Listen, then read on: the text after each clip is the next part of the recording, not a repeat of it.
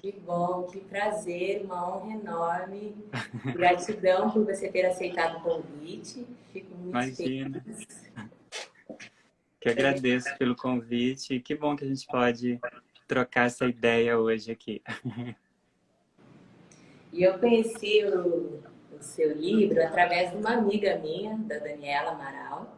Ela chegou Sim, em casa, né? A gente tinha combinado um estudo. Ela falou: Carol, você precisa ver esse livro. E realmente assim foi uma grande descoberta. Achei fantástico. que legal. Indico muito, porque muito didático, muito simples, assim, e é bacana que você acaba trazendo ali toda essa visão sistêmica, né? O que é sistema, falando sobre as ordens, né? Tudo que realmente é, é importante e para quem muitas vezes não tem essa conhece, né, não sabe sobre o sistêmico, né, e tem esse conhecimento sistêmico, fica fácil a compreensão. Então, eu achei Sim, assim, fantástico o teu livro. Parabéns. obrigado.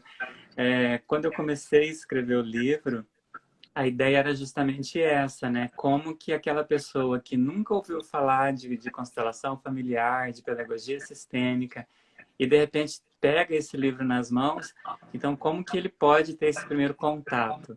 Então esse foi o ponto de partida, né?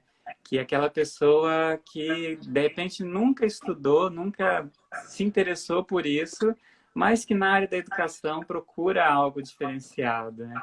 E então por isso que eu fiz todo esse processo anterior aí para depois apresentar de fato o que que é a pedagogia sistêmica, né? Perfeito. Jean, você poderia se apresentar um pouquinho? Ah, sim. Bom, eu sou o Jean, eu moro em Campo Grande, no Mato Grosso do Sul. Sou educador, né? Minha primeira profissão é a pedagogia. Eu estou na educação há 25 anos. Então já tenho essa experiência desde a educação infantil até o nível superior como professor, né? Depois eu fui para as áreas das terapias, né? A constelação familiar foi um despertar um divisor de águas na minha vida, né? Desde que eu conheci a constelação, me apaixonei profundamente por ela e quando eu percebi então a possibilidade de vivenciar tudo isso dentro da minha área, que era a educação, aí então o mergulho foi total, né?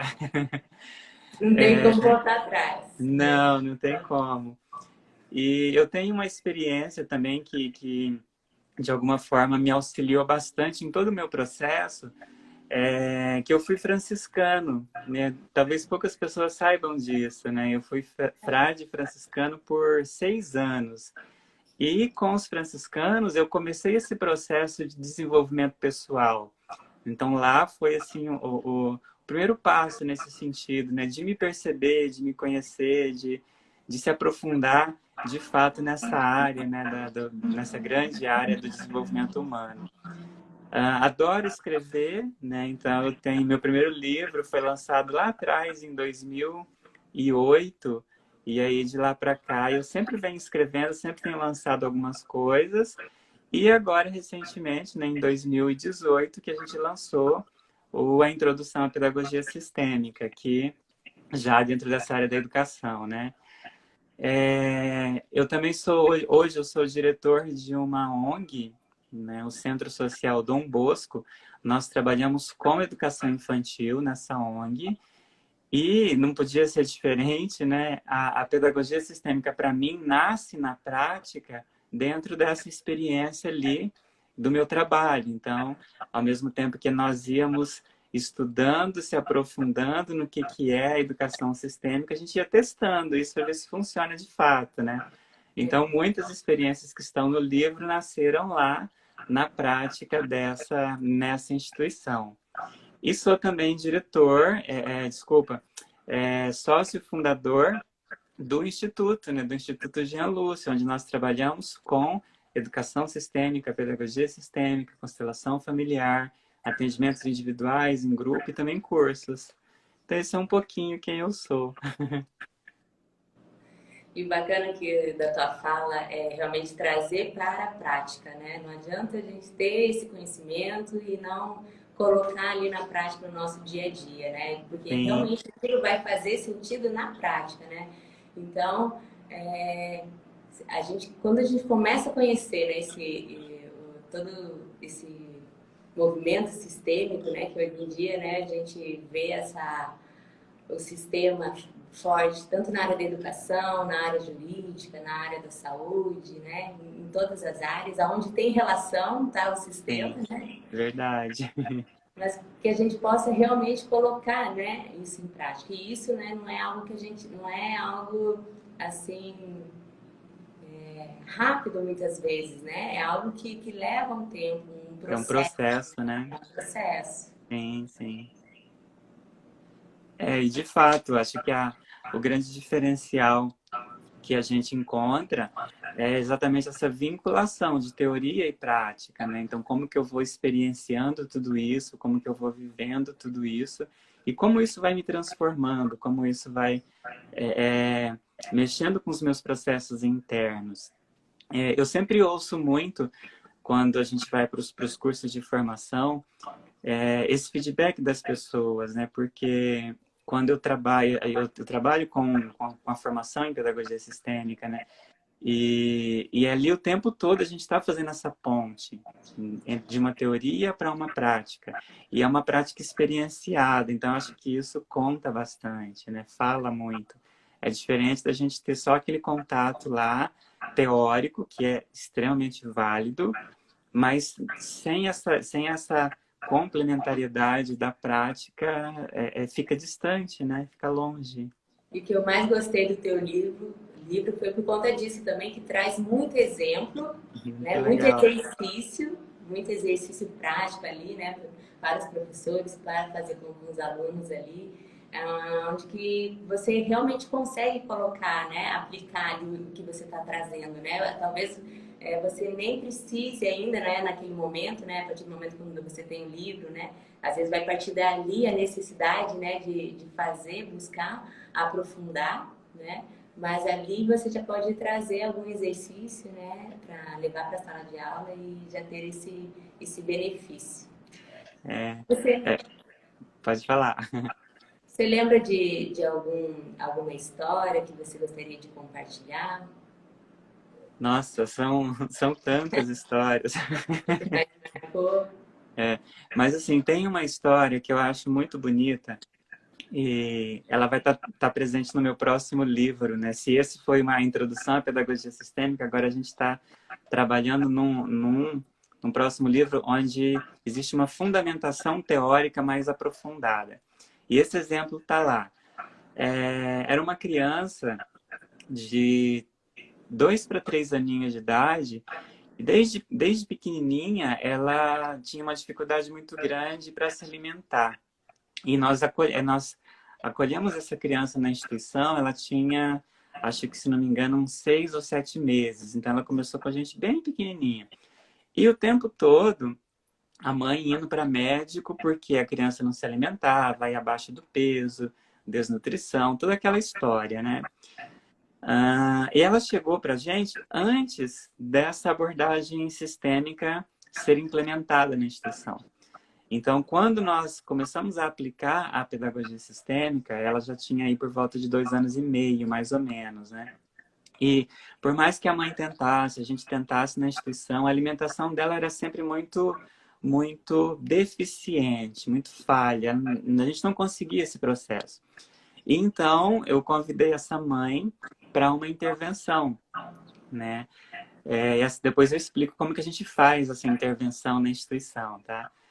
E essa mãe veio, então, para a intervenção. Expliquei para ela como que funcionava e tudo.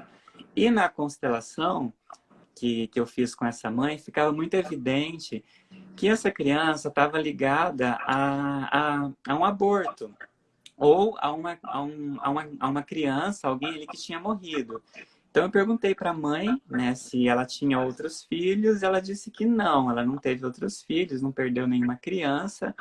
E aí, ok, mas a informação estava ali no campo, né? E aí depois de um tempinho essa mãe falou assim: Bom, eu tive uma gestação, mas eu perdi essa gestação muito cedo, então a gente nem conta isso.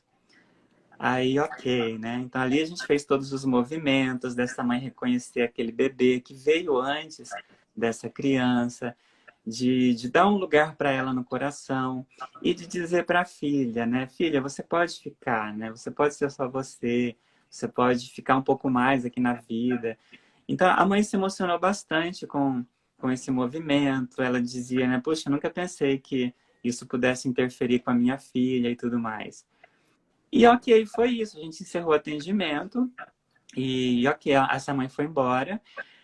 Uns 2 ou 3 dias depois dessa intervenção, a criança começou a se alimentar, né? Então ela parou de recusar o alimento, começou a comer assim, ainda muito pouquinho no início, mas ela já começou.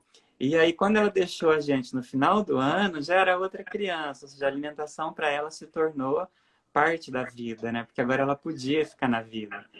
Então, assim, esse é um caso, e eu acho muito interessante porque a gente, ali como educadores também, naquele primeiro momento, não tinha noção de nada, né? Por que essa criança não se alimenta? O que está faltando? É em casa ou é a gente aqui? O que é isso, né?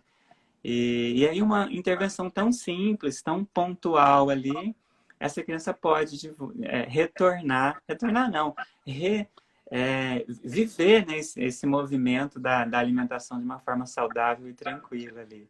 Então isso para dizer no meio de tantos exemplos, né? Eu tenho uma outra, posso contar uma outra historinha? Claro, fica à vontade. É um bebê também, a criança chegou para a gente, ela tinha uns 7, 8 meses. Acho que um pouquinho mais. Ela era muito pequenininha, não lembro direito a idade.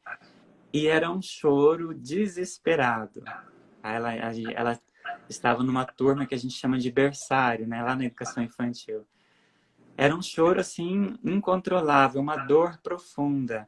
Isso foi uma semana inteira. Então, a gente tem um processo de adaptação, onde a criança precisa, de fato, né? Desse tempo. Mas a gente tem alguns elementos ali que indicam se isso está sendo normal, se está sendo tranquilo ou não. E ali a gente via desde o início que não era um processo tranquilo. Então era um choro, um choro, um choro. E a mãe também, ela tinha essa inquietação, esse sofrimento muito grande.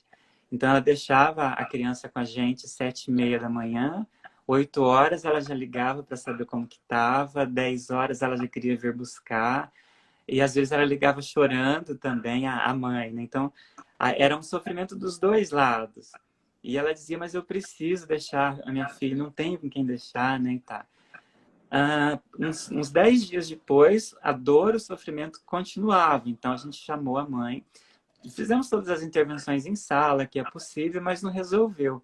Então, chamamos a mãe para uma conversa e uma intervenção ali. E aí, na intervenção com a mãe, ficou muito claro.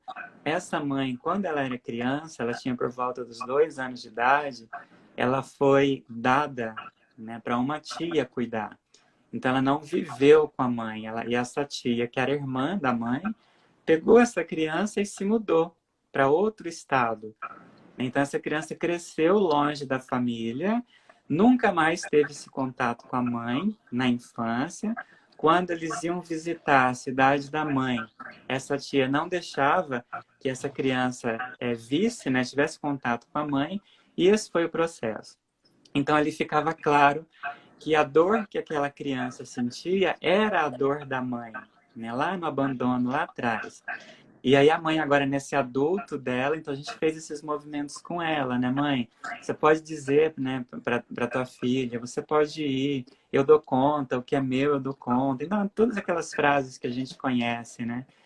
E a mãe então fez esse movimento de liberar a filha para ficar, para ser criança, para interagir com as outras crianças e tudo mais. E foi muito bonito que também foi uma intervenção muito rápida, né? Uns 2 ou 3 dias depois, a criança já começou a ficar sem chorar. E a mãe começou a ficar mais tranquila. Então a gente mandava fotos, mandava videozinhos de como a criança estava bem, de como ela começou a interagir. E acho que uns 10 dias depois ela já entrou andando, né? A mãe segurando na mãozinha e ela andando e sorrindo. Ou seja, já foi assim uma transformação incrível, né? Isso, assim, tem tantos exemplos, tanta coisa bonita que a gente poderia ficar aqui o dia todo falando, né? Mas você falou em frases, né? Às vezes uma pequena frase você já vê o quanto que aquilo é, tem um movimento, né, de força ali para a pessoa. E três palavras, né, que você coloca no livro é eu vejo Vejo você, você. né? E Sim, o quanto isso é forte, o quanto as verdade. três palavrinhas pequenas, né, o que elas causam aqui, né, os sentimentos profundos mesmo, e quanto isso realmente faz a diferença, né? Você Sim, ver o outro, você concordar com o outro do jeito que ele é, e isso realmente não tem preço, né? Quando você sente, né, esse olhar, tanto quanto você sente esse olhar do outro, quando você também oferece para o outro esse olhar, né? sim. E a gente não tem dimensão, né, do quanto isso é profundo, né? Esse eu vejo você dito de dentro, do coração mesmo. E esse é um exercício que a gente faz em todos os cursos de formação com os professores. E é incrível como um exercício ali com um minutinho traz uma emoção ali tão profunda. Então, esse exercício depois os professores podem fazer lá na sala de aula também, né? Ou na própria equipe com os professores. Então, a gente coloca um professor no centro do círculo e aí todo mundo vai olhando para esse professor, né? A começar por mim, né? Olho nos olhos dele e digo, fulano, eu vejo você. E todo mundo, o círculo todo, né? Até chegar o último professor ali. No final, esse professor já está ali chorando, né? Por quê? Porque ele se sente visto, inteiro. E esse eu vejo você, não é só eu aqui que estou Não, vendo a Carol ali, né? É é esse todo um olhar, plano. isso, sistêmico ali. Eu vejo toda a sua história, tudo que aconteceu ali. E tá tudo certo, é isso. E reverencio, né? Sim, Né? Quando a gente pensa numa sala de aula, né? Não são ali 20, 30 crianças, né? Você tem que olhar para todo esse sistema, né? Tanto das crianças quanto do professor, né? E o quanto isso multiplica, né? sim. É É, muito bonito, né? Muito bonito. é muita história. É verdade. Pessoal, vocês querem fazer alguma pergunta? Isso, a gente está Aproveitar a disponível aqui. oportunidade aqui. Eu estou vendo aqui que várias pessoas estão entrando, né? Pessoas para a gente, que acompanham um pouco também o nosso trabalho, várias pessoas que algumas que eu não conheço, mas que estão entrando também. Então, esse abraço carinhoso para todo mundo. Eu vejo vocês também. Certo. É muito legal.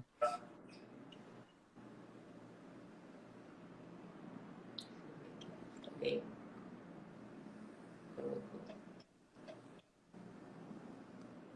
Bom, se tratando, né, a escola é o segundo sistema. Ah, a Lília está pedindo para contar mais histórias. O pessoal está contando as histórias, né? As pessoas gostam de história, né? As histórias, elas falam muito, né? Ó, a Lude, oi Lude, como é feito o trabalho com as crianças adotivas? Ah, sim, esse é um tema bastante interessante. É, as crianças adotivas, elas chegam. A gente faz o trabalho como com todas as outras crianças, né? Aqui uma coisa interessante, quando a gente fala em pedagogia sistêmica, e eu estou falando dos pequenininhos no primeiro momento, eu falo dos pequenininhos sempre porque é a minha experiência prática, mas isso pode ser aplicado desde até a universidade, né? Em todos os âmbitos, e não só escola, mas também em casa, com os filhos, os sobrinhos, com todo mundo. Quando a gente fala dos pequenos, né, quando a criança, o adolescente, ele ainda não tem autonomia, o trabalho ele é feito em sala de aula com eles, tá? Com aquilo que é possível fazer em sala de aula e também com os pais. Em sala de aula, a gente vai fazer um trabalho a partir do pedagógico. Nenhuma intervenção terapêutica na escola, nenhuma intervenção terapêutica em sala de aula. porque o papel da escola não é esse, tá? Então, como que eu dou acesso, por exemplo, uma criança adotiva que às vezes sabe da sua história, às vezes não sabe, como que a gente trabalha essa imagem de pai e mãe com eles, né? Pode ser através da literatura, de um conto de fadas, de uma história, que tenha um pai, que tenha uma mãe. Então, eu sempre digo assim para os professores, né?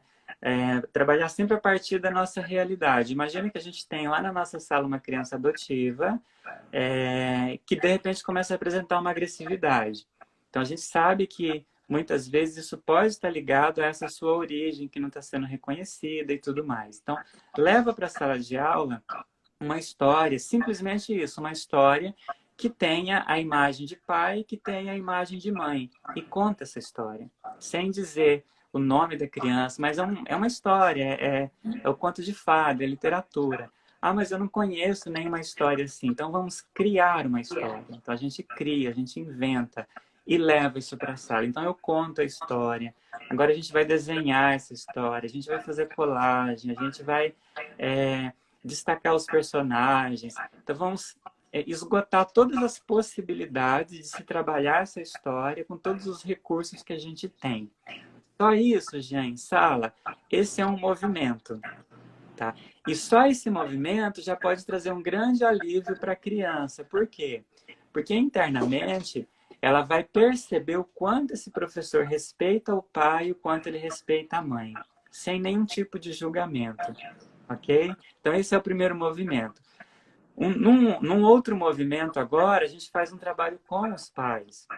Então, se essa criança que é adotiva, de repente começa a trazer um comportamento que prejudica o seu desenvolvimento, então aqui é a hora de uma outra intervenção, talvez um pouco mais profunda. Como que nós fazemos isso?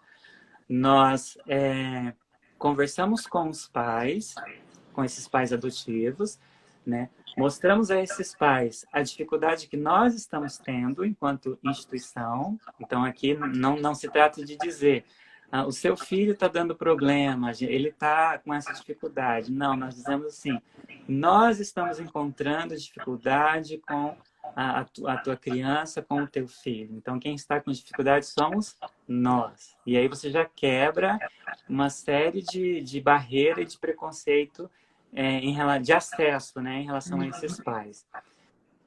E aí a gente enumera também o que nós já fizemos. Então, eu digo que nós estamos tendo essa dificuldade, digo que nós já fizemos isso, isso e isso, mas que ainda não percebemos nenhum avanço, que nós estamos agora chamando esses pais para uma conversa, para a gente ver o que juntos nós podemos fazer. Nessa conversa, nós então propomos uma constelação. Então, nós dizemos para os pais, olha, a gente conhece uma intervenção que tem trago um resultado muito grande. A gente já fez essa experiência com várias crianças, em várias situações, e o efeito é muito bom. Então, a gente apresenta primeiro o que é essa abordagem, como que ela funciona, e aí a gente deixa isso na mão dos pais. Quem faz todo esse processo é a nossa coordenadora pedagógica. Então, ela deixa agora com esses pais assim, então, se você quer fazer essa intervenção, você nos procura, para que a gente possa agendar. Então, quem vai pedir a ajuda agora é esse pai ou essa mãe. E não eu, o diretor ou a coordenadora pedagógica que vai marcar. Dia tal, tal horário, a gente precisa fazer isso. Não. Esse passo precisa ser dado pelos pais. Então, esse pai agora... E geralmente eles vão agendar, dificilmente eles não agendam. Tá? Então, ele vai agendar e vem. E agora, quando ele vem, então a gente trabalha com esses pais uma constelação. Então, isso não é feito na creche, mas num outro espaço, na nossa sede, no meu instituto, em qualquer outro espaço que não o espaço ali de sala de aula. Tá? E ali, então, a gente trabalha com esses pais adotivos agora. Tá? De respeito à origem, de reconhecimento dos pais biológicos, da percepção do lugar de cada um. E é muito bonito. É bonito e é doloroso para os pais, para esses pais adotivos, né? A gente já teve experiências muito rápidas também, como já tivemos experiências onde o pai não dava conta de reconhecer a mãe, né? De respeitar a mãe da criança. E essa criança, ela continuou com o comportamento agressivo que ela tinha, porque o ponto central ele não estava sendo respeitado, né? E aí, numa situação como essa, a gente, como escola, dá um passo atrás, porque eu não posso interferir quando um pai e uma mãe não estão disponíveis para isso. Então, a gente respeita esse tempo desse pai e dessa mãe, que às vezes vai ser aí 1 mês, 6 meses, 1 ano, para que ele consiga fazer esse movimento de reconhecimento. O movimento vem, ele vai surgir, mas às vezes não é ali imediato.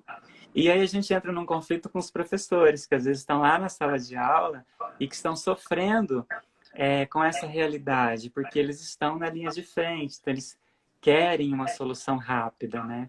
E a gente sabe que às vezes a solução ela demora um pouco, porque é um processo, né? E a gente precisa respeitar esse processo. Então, é basicamente isso, né? Então, existem coisas que a gente pode fazer em sala de aula, que a pedagogia sistêmica vai nos dar esse suporte, e existem outras intervenções que a gente vai fazer diretamente com os pais. Então, na instituição, a gente trabalha nessa perspectiva. Na verdade, a gente trabalha em várias perspectivas. A gente trabalha com a formação de professores dentro dessa área, a gente trabalha com aquilo que é possível em sala de aula, a gente trabalha com esses casos individuais com os pais, a gente oferece para os pais também palestras dentro da abordagem sistêmica durante o ano, para que eles vão tendo contato, tenham esse conhecimento, e a escola vai se transformando, tá? É natural que ela vá se transformando. Não Nossa, sei que se bacana. consegui responder. Nossa, foi ótimo. Que Que bom. trabalho lindo aí que vocês realizam. E o quanto isso é importante para a criança, né? Desde lá Sim, da infância, já ter esse lugar dela, né?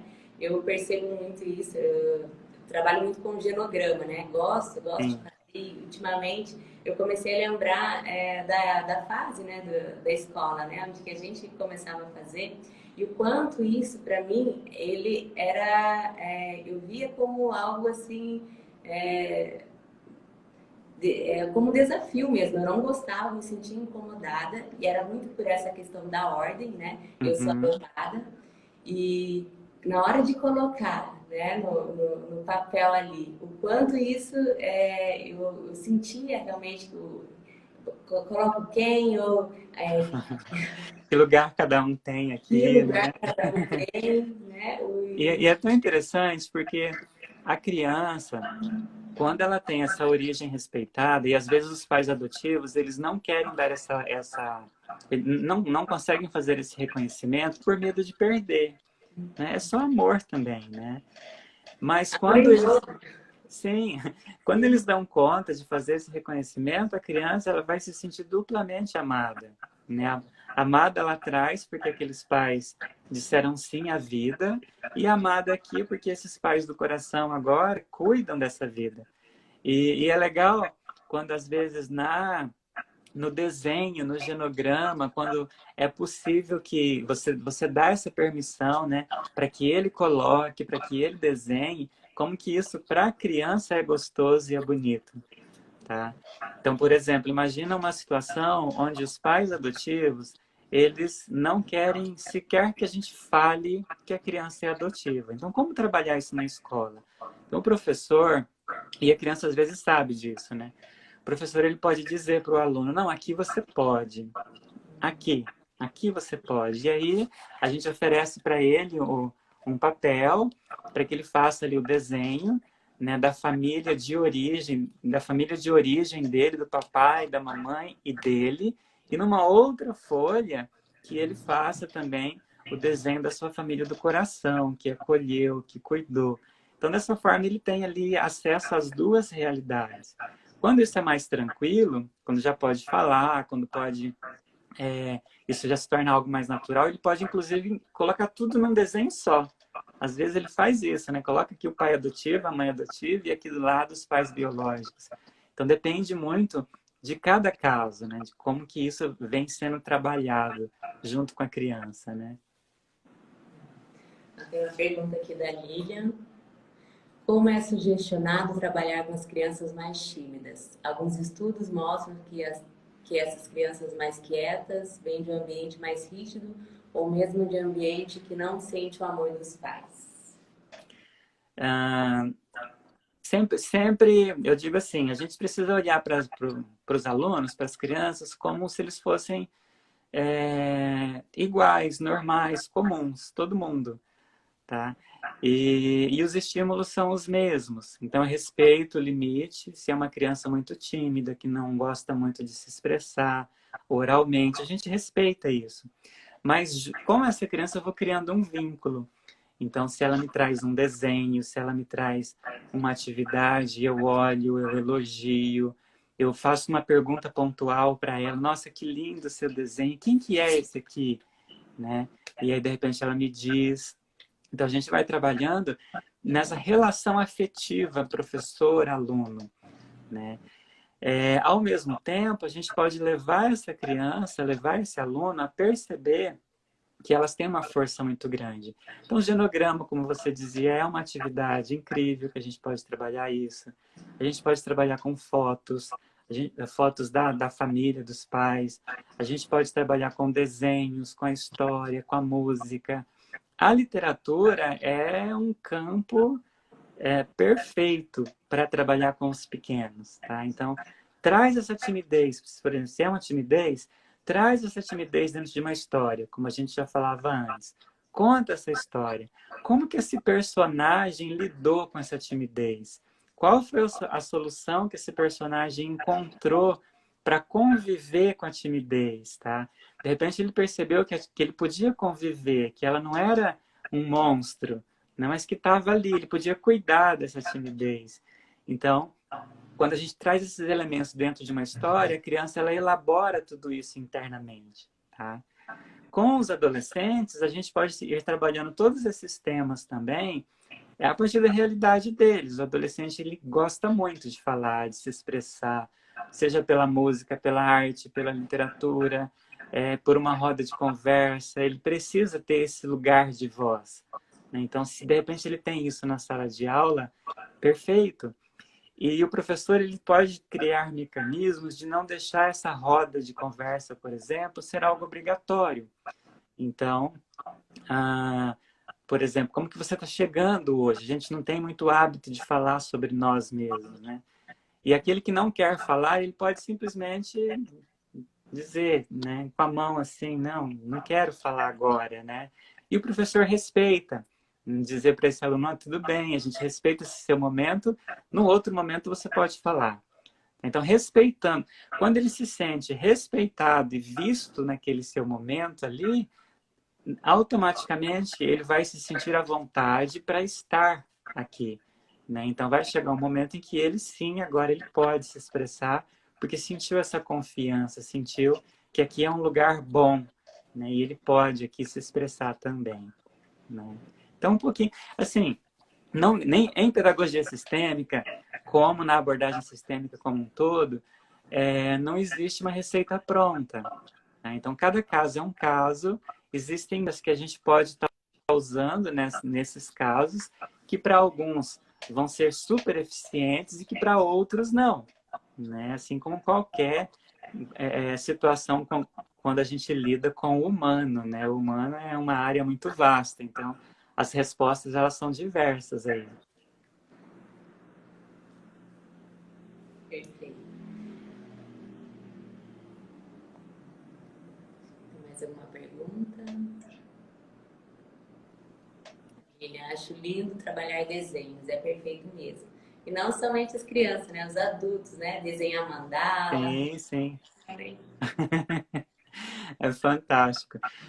Imagina, tem um trabalho que a gente faz no curso de formação, a gente faz com os adultos, e isso pode ser feito lá com as crianças também. Imagina uma criança que não conheceu o pai, ou que não conheceu a mãe, que esse pai foi embora, ou que essa mãe faleceu, ele ainda era bebê, então ele não tem nenhuma imagem, né, interna desse pai e dessa mãe. A gente pode trabalhar com eles a partir da imaginação. Então, o professor conduz um momento ali, né? E a gente pode dar por exemplo, para eles o questionamento, né?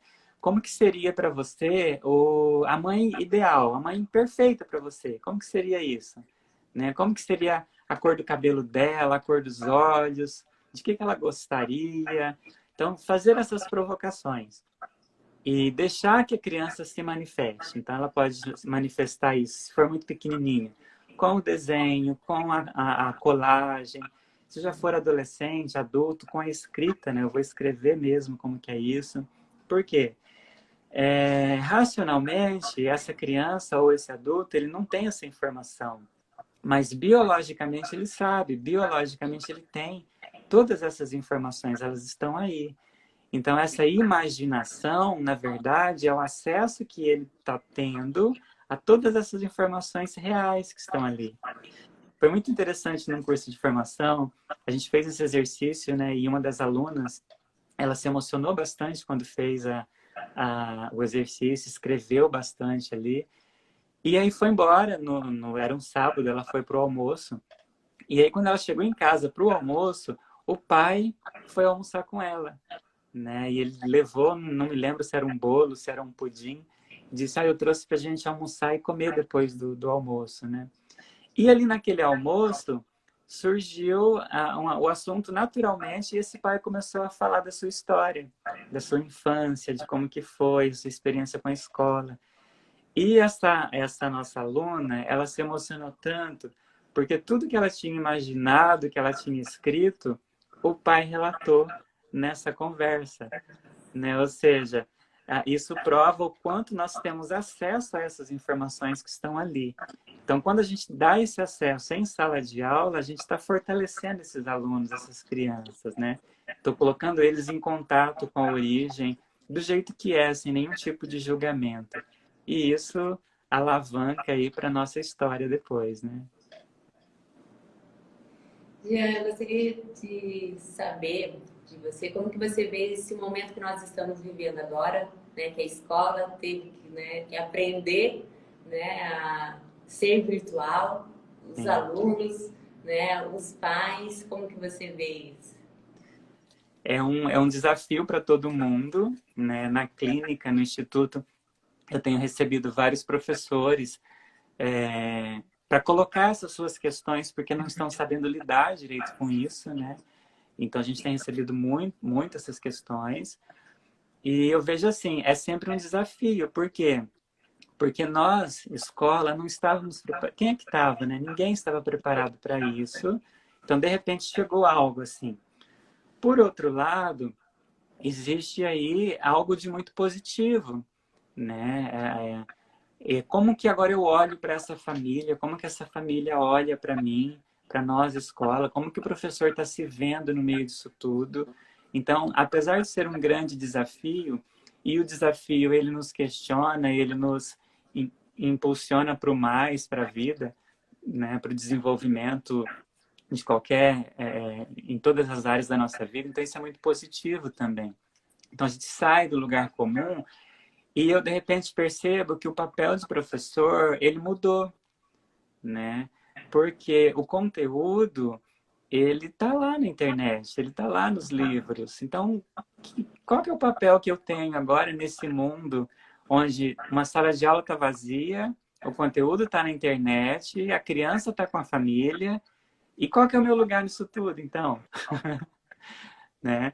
E aí a gente percebe que, apesar do conteúdo estar lá, apesar de qualquer um poder ter acesso, esse professor aqui, ninguém substitui. Tá? O pai ou a mãe não vão substituí-lo.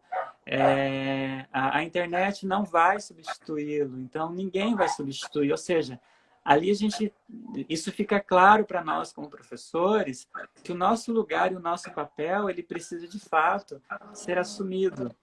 Tá? E nessa dimensão agora, mesmo que a aula seja virtual, mesmo que a distância pareça ser muito grande, ali tem um papel, né? Ali tem uma função. Então, como que eu lido com isso agora? Lá Ocupar na, esse papel.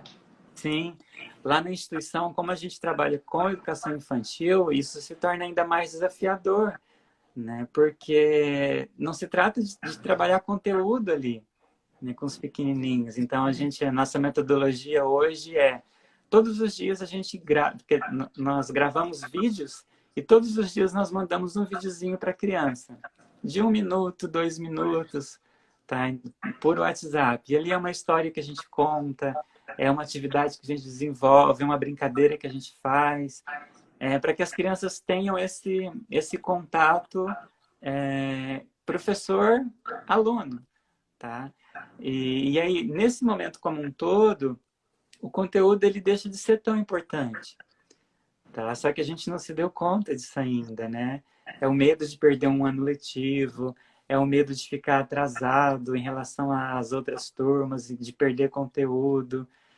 Quando a gente retornar agora, o nosso parâmetro ele não é mais esse mundo que nós deixamos antes da quarentena, tá?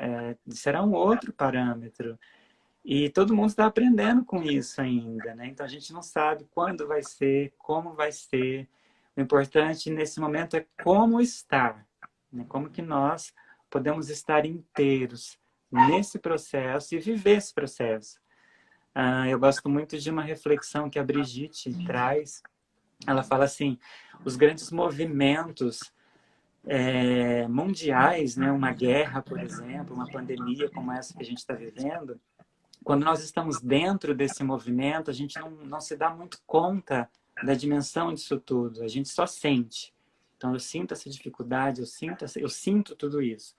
Mas isso tudo é um processo evolutivo. Isso tudo nos leva a mais vida, a mais evolução.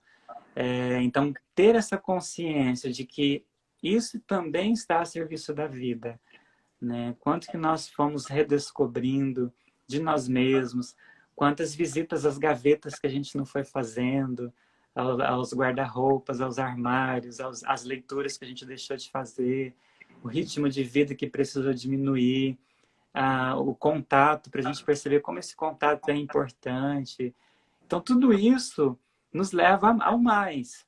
Tá? A gente está aprendendo.